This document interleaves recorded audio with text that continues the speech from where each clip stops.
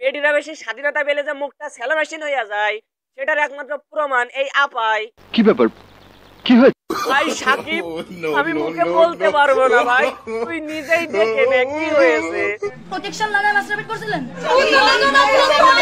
আহারে এতটা কি লজ্জা পাইছে? প্রোটেকশন লাগায় মাস্টারবেট করছিলেন মানে কত বড় বেহায়া নির্বোধ হইলে একজন ধর্ষককে প্রশ্ন করে আপনি কি প্রোটেকশন পরে করছিলেন, তাও আবার পুলিশ আর্মি পোলাপানের সামনেই।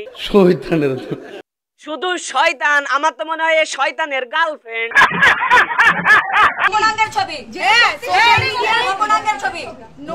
এই হালার ধর্ষকের দোষ আছে।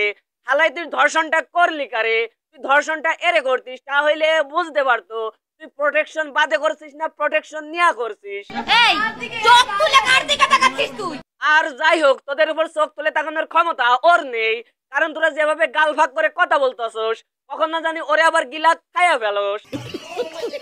খোদার কসম আমি এখান থেকে খুন কইরা এখনি ফাঁসির জেলের মধ্যে ঢুকে যেতে। মানে বেডি কি স্বাধীনতাই না পাইছে, পুলিশের সামনে খুন করার থ্রেট দিয়া দেয়। খোদার কসম আমি এখান থেকে খুন কইরা।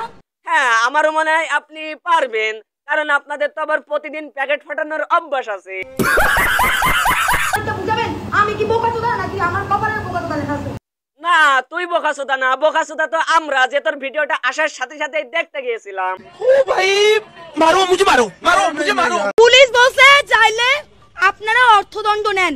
থানাও বাংলাদেশ আর্মি প্রথম 4 ঘন্টা কইছিল, কই তাল জিতেছিল।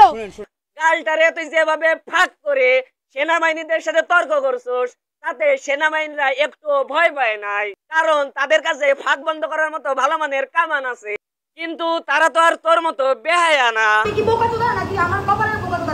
দেশ এখন স্বাধীন, কথা বলার অধিকার পাইছস, ভালো কথা, তাই বলে কি তুই সেনাবাহিনীর সাথে লেডির মতো ঘ্যাও ঘ্যাও কইরা তুই কি টিকতে পারবি? সেনাবাহিনীর কাছে আমি দুঃখিত, বাংলাদেশ সেনাবাহিনীকে আমি বলতে চাই যে আমি আন্তরিকভাবে দুঃখিত আপনাদের কাছে।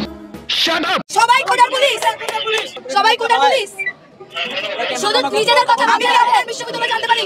হ্যাঁ এটাই হইলো সেই মাইয়া যে কিনা কোটার পুলিশ বইলা প্রতিবাদী কইরা ভাইরাল হইছিল। তাহলে অনেকে এখন বলবেন ভাই এর নিয়ে ভিডিও বানানোর দরকারটা কি? দরকার আছে রে ভাই, দরকার আছে, কারণ তখন সে ভাইরাল হয়েছিল প্রতিবাদী নেত্রী হইয়া, আর এখন সে ভাইরাল হয়েছে গালাগালির নেত্রী হইয়া। এখন ভাই আপনারাই বলেন, তখন সে ভালো কাজ করছিল তাই তারে ভালো বলছিলাম, এখন সে খারাপ কাজ করছে তাই বলে কি তারে খারাপ বলতে পারবো না?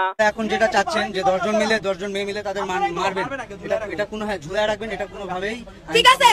দেখেন একজন অপরাধী অপরাধ করছে, আইনের আওতায় নিয়ে গিয়ে তাকে সাজা দেওয়া হবে, কারণ এখন তো আর সেই স্বৈরশাসন দেশ নয়, দেশটা এখন সম্পূর্ণভাবে স্বাধীন, এখন সবাই তাদের সঠিক বিচার পাবে। তাই বলে তো আর আপনারা আইনটা হাতে নিয়ে সেনাবাহিনীদের সাথে এইভাবে গলা ফেঁচাইয়া তর্ক করতে পারেন না। সঠিক বলে, যদি সঠিক বলে থাকি তাহলে লাইক করবে, কমেন্ট করবে, এন্ড পরবর্তীতে যদি আমার ভিডিও দেখতে চাও তাহলে সাবস্ক্রাইব করবে।